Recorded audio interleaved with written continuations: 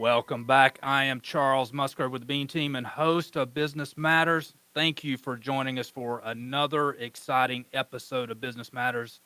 Like all of our others, we bring great knowledge that you need to run your business effectively, to keep you out of trouble, to make you run efficiently, to make sure that you're handling your HR issues correctly. And we rely on the subject matter experts. We deal with a lot of attorneys.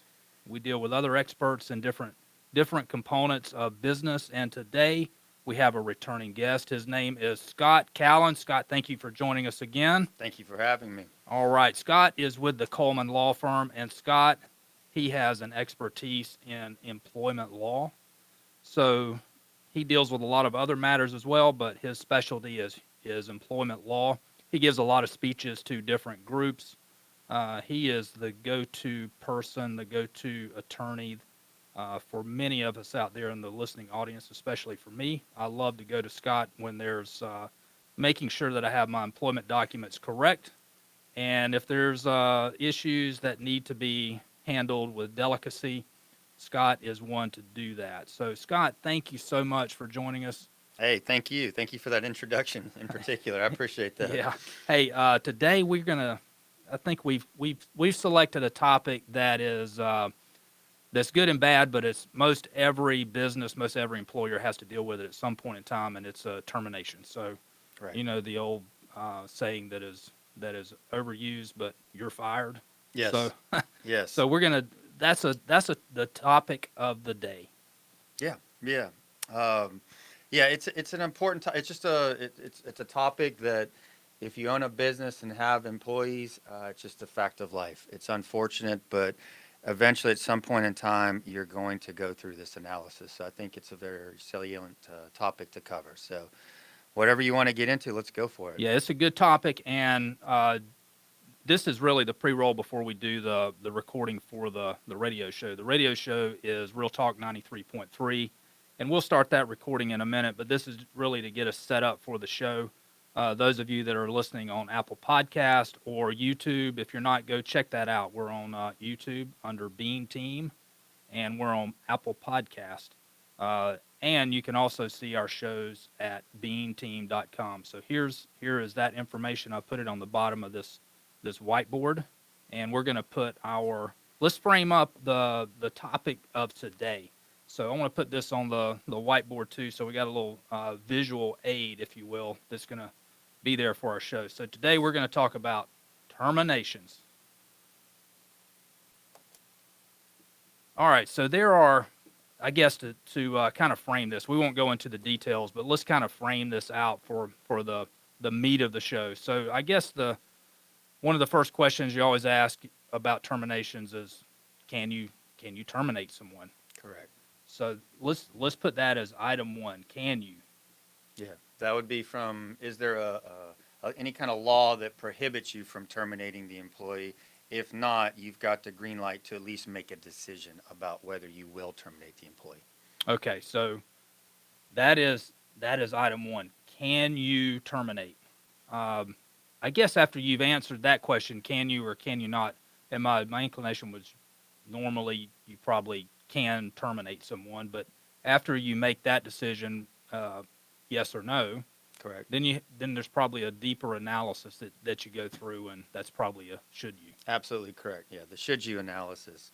Nothing precludes the employer from terminating the employee, but is it a prudent, wise decision either from a risk standpoint or from a legal standpoint? And then if you pass that test, so if yes you can, yes you should, and then you probably want to say, well, how do you do it? Right. So that would be our third item, and how to do it. So there's probably some ancillary topics that are also involved that would be after the how-to, but things to consider and probably the analysis. It's a little bit more complicated at times, but that's a nice roadmap. Yeah, so is there anything else that we want to put on the topics or kind of subsets of termination? I think that's a good core map to address. The how-to piece, there's a segue off of that about severance agreements and whether you offer severance or not. There's post-termination issues related to enforcing non-competition agreements. There's unemployment compensation issues. Is an employee entitled to unemployment? Not. There's a host of plethora of other issues to get into, but most employers and companies or I'm working with, they basically want to know these three questions. Good. Yeah, you touched on some other topics. The unemployment. Are they eligible for unemployment insurance through the state of Florida? If you're listening in the state of Florida, so that's through the unemployment insurance fund that the employer has paid into. So are they eligible for that? If they're not, then why would they not be? Are there other benefits that the employer has to consider in part of the evaluation on how they pay out to the terminated employee? So this is like we kicked off. This is it's a real topic. It's relevant. If you have employees, this is something that you most likely are going to face at some point in the future if you haven't already done it. So hopefully, if you've dealt with that in the past, you've done that correctly, and if not, this is ammunition for knowing how to deal with it in the future. So let's get it right going forward if it hasn't been right in the past. So with that, I'm going to have John, our producer, he's going to tee us up with some music, and we're going to go right into the recording for the show.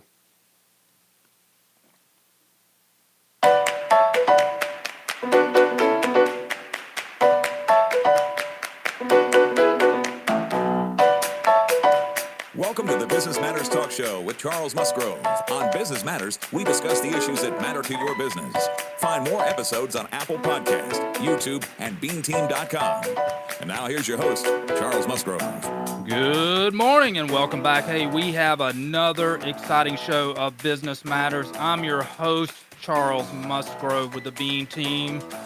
Yes, we bring knowledge. We bring it nugget style. Today we have Scott Callen in the house, and today we're going to bring some legal expertise, and we're going to deal with termination. Scott, welcome back. Hey, welcome. Thank you for having me. Scott is an employment law attorney with the Coleman Law Firm right here in Tallahassee, Florida. They have offices in multiple states, so Scott has to deal with employment law issues in different states, and he's got a world of expertise to bring to us. And Scott is a go-to attorney that I deal with on employment law matters. So Scott, thank you for what you've helped me with in the past, and I know that you'll be a resource in the future also. Hey, thank you so much. So Always happy to help. Good, man. It is we have to deal with legal issues in many parts of our business, and dealing with employment matters is a critical item to get right. Right. So unfortunately, we have to deal, Scott, don't take this the wrong way, but a lot of times we have to deal with attorneys, and we have to make sure that we get it right, because there's no redo in a lot of this.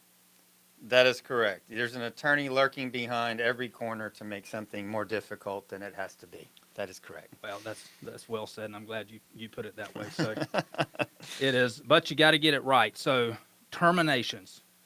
You are fired now, so nobody wants to deal with it in that harsh or that cut and dry of a confrontation. But it's to terminate someone means they're fired. So there's several steps that we have to go through in that process.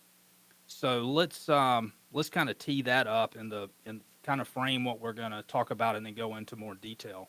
Okay. All right. Yeah. The first topic that comes to mind that's frequently addressed to me is the business owner will ask me, Scott, can we terminate the employee? In other words, is there any law that precludes or prohibits me as a business owner from terminating the employee? Typically, believe it or not, the employer doesn't want to terminate the employee. So, they're like, well, is there anything that stops me if I have to take this step? So that's component one. That's the can you piece. The next piece of it is, okay, we can, but should we, based on risk analysis or wisdom about whether it's the right move for your business, some kind of legality issue that comes into play, something dealing with customers or operations. There's a plethora of issues to factor in there, but it's the should piece after you get past the you can, there's the should, and then it's how do you go about doing it if you make a decision to terminate the employee. Okay, so the first question that the employer wants to ask is, can you? Correct. So I would say that the answer to that is almost always, at least in the state of Florida, yes, you can. Right. Yeah. In general, there's a term that it's a legal term, but it's also a term that a lot of business owners are familiar with. Sometimes it gets stretched beyond the legal import or what the law really holds with respect to this statement, but there's a concept called employment at will. So most employers are familiar with that concept, even employees are familiar with that concept. In general, you can fire an employee for any reason other than an illegal reason. So it's a pretty broad brush. My law school professor said if you wanted to fire an employee because he or she had blue hair, the employment at will doctrine would allow you to fire the employee for having blue hair, because there's no law, at least not the time I was going to law school, that said you employees are allowed to have blue hair and you can't fire an employee for having blue hair. So that's a really simplified analogy, if you will. But employment at will, you can fire an employee unless there's some specific law that says no, you can't fire an employee for that particular reason. So if I'm kind of stretched to see what a reason why you could not. I guess if you fired somebody because they are male or female. That would be in the prohibited box of, it falls into the box of you can unless it's illegal, and if you fired an employee because of their sex or gender, that would be in the box of it's prohibited. Okay, so that's prohibited.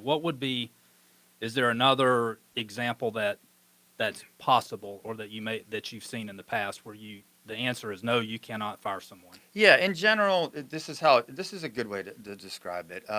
So employment at will, I'll go back to that real quickly. The term cause or not for cause, those are common terms that I hear thrown around. Employment at will, you do not have to have quote unquote cause to fire an employee, okay?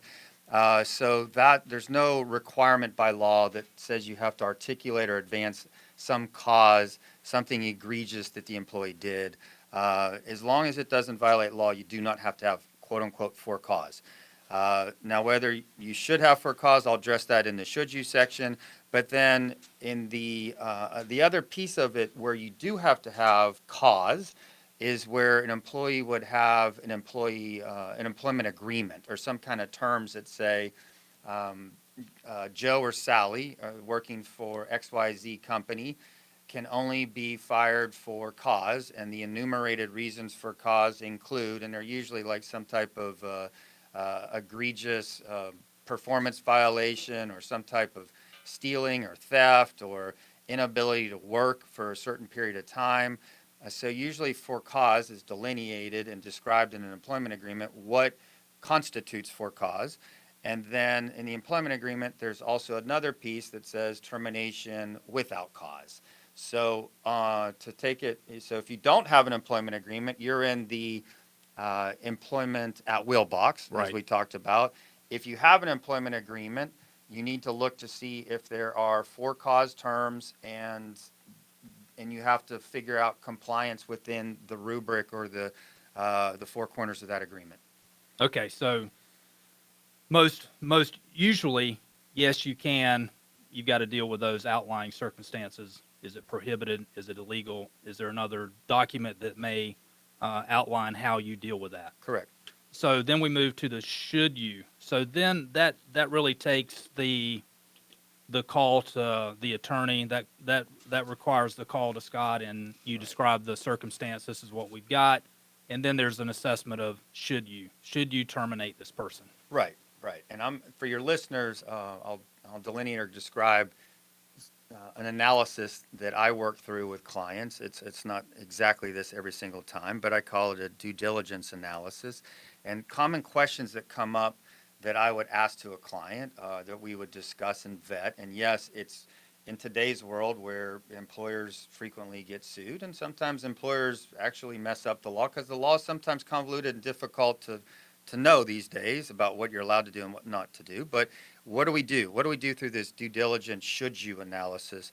The first piece of it I usually ask, is it consistent with your policies? So if the employee is being fired for, let's just say, 3 times of being absent from work, if I looked at your handbook, would it say the employee can be fired for being absent for 3 times, or does the policy provide that can be terminated after 5 times of being absent from work? So I'm looking for consistency in the policies.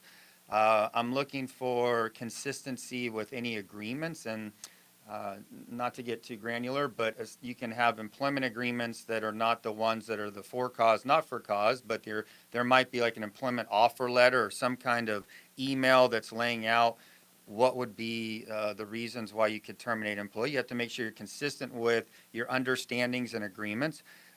You have to be consistent with law. And so where I'm going with that is, the law that I typically deal with is usually in the umbrella of discrimination, retaliation, and harassment laws.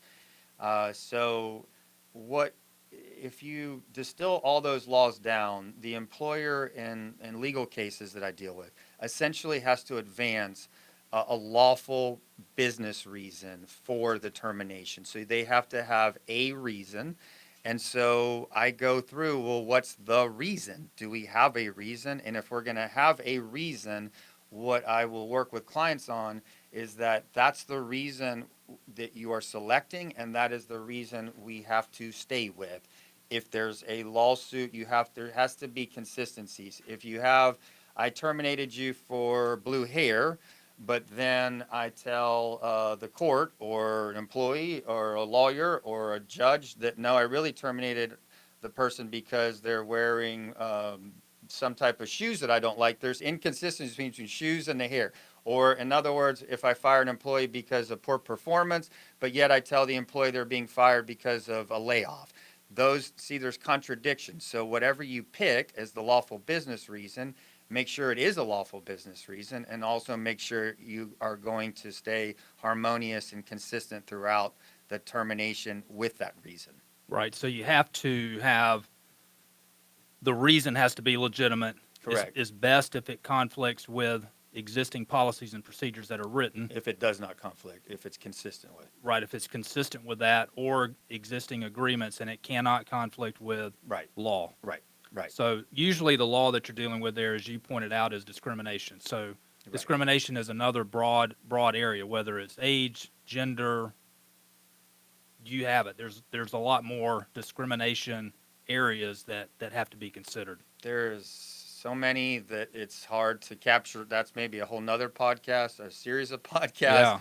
But when you distill those discrimination laws down to the very essence of what an employer has to prove, they have to prove that they had a legitimate and lawful reason, and the reason they're using is not the discriminatory reason. So if I fired you for poor performance, that's the reason you were fired, not that you are a man or a woman or you're disabled or any of the other prohibited areas. So I know this is stating the obvious, but if whatever that reason is, and making the assumption that it's a legitimate reason, that it is not in conflict with any policies, procedures, or law, then it is prudent upon the employer to have documentation or some type of evidence. I hate to use the word evidence, but that's okay. It's an okay word. It's reality. You really have to have that evidence in place when you make that decision. That's part of your analysis. Absolutely fantastic point. Yes. So here's where there's misnomers, inaccurate understandings, but employers say, well, it's really the employee's burden of proof to show that I did something wrong. Or the employment at will doctrine, like we talked about before, says I can fire an employee for any reason. Okay, yeah, all right. That's accurate in a sense, but the reality is if you get sued for firing an employee for an unlawful reason, you are going to have to prove, in a sense, not as just the way the legal standards work, that you fired the employee for that. So documentation is what you need to be able to tell and prove your side of the story. If you don't have that, then who knows who's right or wrong? He said, she said. he said, whatever you want to say, but you need to be able, the way I describe it to companies is you need to be able to have a Netflix movie, and I need to be able to see the characters. I need to be able to see what happened during each part of the movie. I need to build up to the end conclusion of the Netflix movie that you terminated the employee for this reason, and here are all the different pieces to that movie that lead to this conclusion. Right. And unfortunately, I don't want to be too negative or pessimistic in this, but really, you have to prove your innocence. So you have to defend yourself. So the cost to defend yourself is not free. So the more evidence that you have in the bank to defend yourself, and you can present that early on, the better positioned you are. Yeah, I'll say in today's litigious climate, and I'm not going to make a judgment call one way or another on that, but I will say in today's climate as a business owner, it is very prudent to have documentation, to know why you're firing the employee, and to make sure that's consistent with everything that we just discussed, and to get legal consultation to do so. Good. So I'm going to put, before we move to the third point in the how-to, we're still in the assessment of the should you. The other plug I'm going to put in here, and I know you do not sell this, but EPLI insurance is an important protection that you should have. You should pay for that insurance. You should have that for matters dealing with employer-employee relations. Yeah, EPLI, Employment Practices Liability Insurance, is no different, to simplify it, than having insurance is if you get into an auto accident and you're accused of you being at fault for the auto accident. So here, let's just say you had lawful business reasons. Maybe you didn't document everything you should have. Maybe you have a disgruntled employee who's now saying something happened that didn't happen. But lawsuits happen. It's just a reality. I wouldn't have a line of work if not. But employment practice liability insurance is there to provide business insurance protection in case you get sued for some employment practice violation. Correct. And most of those are set up so they will provide the defense for that. They may or may not provide for if there's punitive damages assessed, but they will cover the defense cost on that. So Typically, I would definitely say something you should look into as a business owner. Look at the cost. If you don't get sued often, then maybe that's not something you need to be concerned too much about. But if you're over 10 or 15 employees, I would take a serious look at it. right. And from what I've seen in many business types that we've dealt with, that the cost of EPLI is not very expensive and well worth the premium on that. Okay, so we spent a good bit of time in the assessment phase, which is standard, which you should do. That is determining should you terminate someone. Before we move on real quick, let me hit on one more point before we move into the how-to piece of it, Okay. because I think this is critical. There's no law that says this. There's no law that provides for it. But this is how it plays out in the real world in a legal battle. So this is an important piece. And I work with my clients on this. I'm going to go back to my Netflix movie piece of it, okay? The Netflix movie should lead you from step to step to step to the conclusion the employee was fired for a lawful reason, not the unlawful reason. But the piece that employers need to understand is there's also, just like any movie, there needs to be a humanistic approach and understanding of it. So can I fire an employee who has cancer and hasn't been able to work for 2 months? Is there a law that says you can fire an employee if they're not able to show up to work for a period of time? Yes. But the reality of that is, so in other words, let's say we make it past step one, nothing stops that. We make it through half of step two, which is, well, all of our policies allow for it. We provide a certain amount of leave for this employee. But at the end of the day, you're still left in the box of, I'm firing an employee with cancer.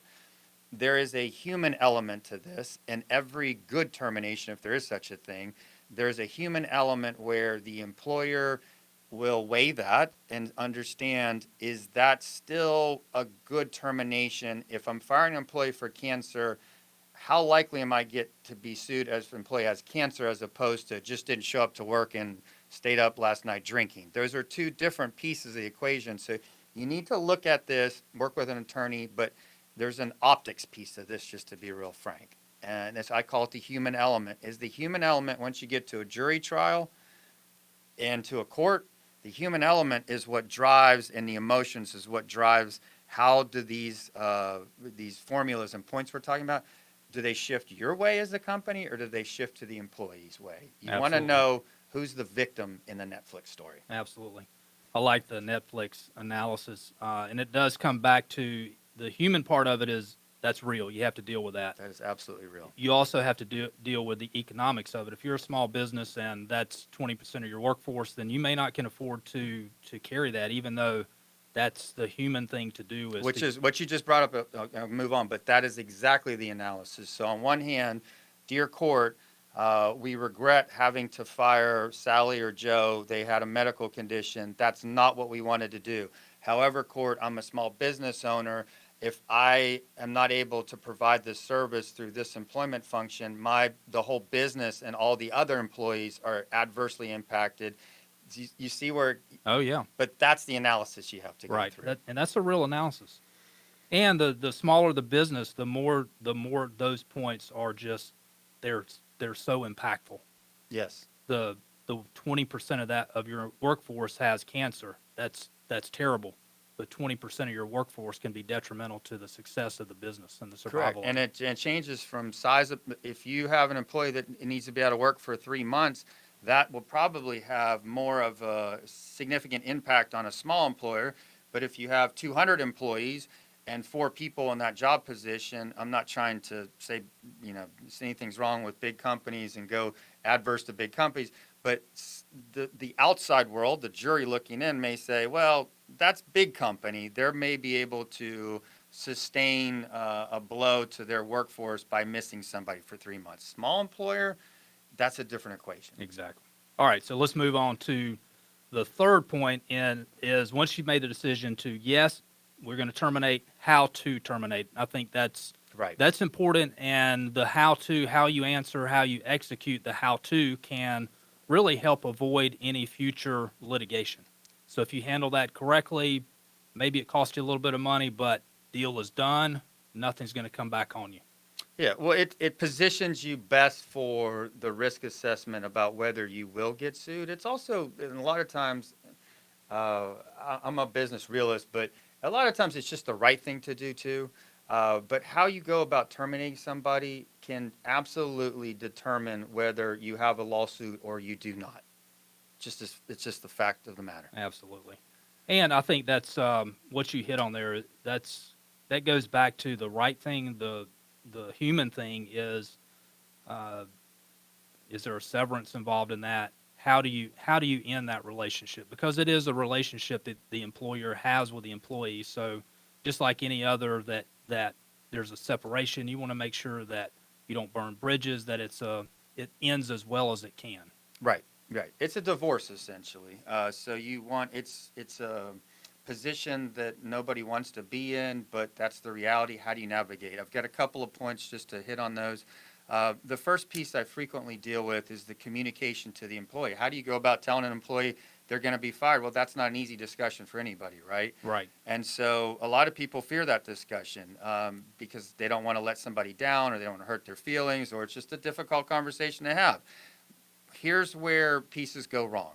Frequently, I see companies where they don't provide any explanation to the employee. They just say something along the lines of, we're going to part ways, or they use some amorphous broad stroke of, we'll go a different direction, or it's just not working out, or sometimes they'll even lie. And the employer will lie, and I use the word lie.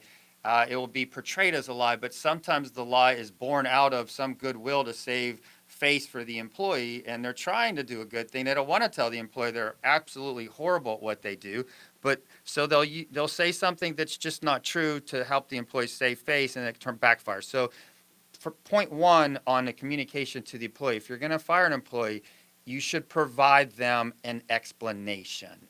Now, when I say explanation, that's some amount of detail, the reason. In other words, if job performance is it needs to be job performance is it. Because if you go in with something else, then they'll say, hold on, I was fired for job performance, but yet it's really something other than that when I get to court. So you need to provide an explanation. Make sure the explanation is accurate, too. You need to confirm that. We talked about that. But then here's the other piece. less is more. You want an explanation, but this is not the Trump impeachment hearings, okay? We don't have 5 days of hearings about whether the person should or should not be fired. The employee says, I never did anything. Your decision has been made, and the decision is going to be delivered, but it is not a debate point. Good. That you must have trained me well. Those are items that I remember too. Be concise in the explanation. Be certain about it. Do not waver about it. Do not talk about it. Make it as explain as much as you need to, but it is not a long drawn out conversation. Right. The worst position, no, not the one of the worst positions to get into, is the employee says, I was terminated, calls an attorney and says, I'm just using a worst case example here, but I have cancer. The employee said I was terminated, and the employment attorney says, well, why were you terminated? And the employee says, they didn't give me a reason. Right. What are you left with? Oh, yeah. I have cancer and I don't have a reason. They terminated me for discrimination because I have cancer. Yeah, exactly. So that's the attorney says, come on down. Actually, they probably go pick them up at that point. So one other question on the how-to. So when we're communicating that to the employee, do we give them something in writing? Sometimes. Okay, so That's a legal piece of it. It's okay. It can be good. Sometimes you want to document why you're terminating the employee. right. It's more times than not, that's probably a positive way to go from a legal risk standpoint. Sometimes you want to give the employee an opportunity to resign. So let them save face and say, I resign. So when they go to get another job, you want to have the employee be able to bridge over to another job. The faster they're getting another job somewhere else, probably less risk for you Absolutely. in terms of getting sued. But so putting something in writing, yeah, you want to be able to document the file. Do you give it to the employee? Sometimes maybe you just have documentation for yourself that you record what you did inform the employee of the termination for it. All right, so I know that one thing we probably brushed over, but when you terminate someone, a lot of times you want to give them a document to sign that all is well, they've been paid all that's due to them, they sign that, so that's a way that maybe at the time you deliver the termination, there's some severance, they sign off that all is well, that helps in that relationship too. True. Yeah, some kind of closeout memo or letter, if you will, yes. That's a good way to do it. A couple other places, just make sure you recover your computers, all your manuals, all your property. Again, you're breaking up, so you need to make sure you get back from the employee what you have bestowed to the employee, and also think through damages to the customers, think through how you will communicate the termination to other employees.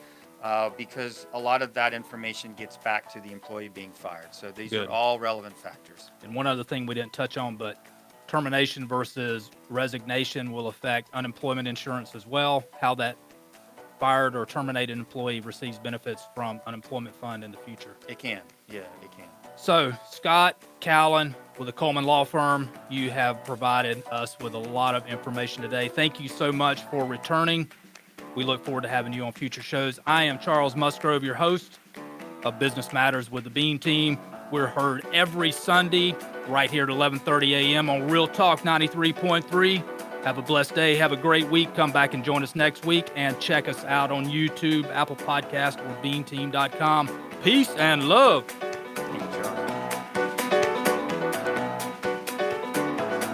The Business Matters Talk Show with Charles Musgrove is sponsored by the Beam Team. For all your business accounting and tax preparation needs, visit beamteam.com or call 893-7710. You can listen to more episodes of Business Matters on Apple Podcasts, YouTube, or visit beamteam.com.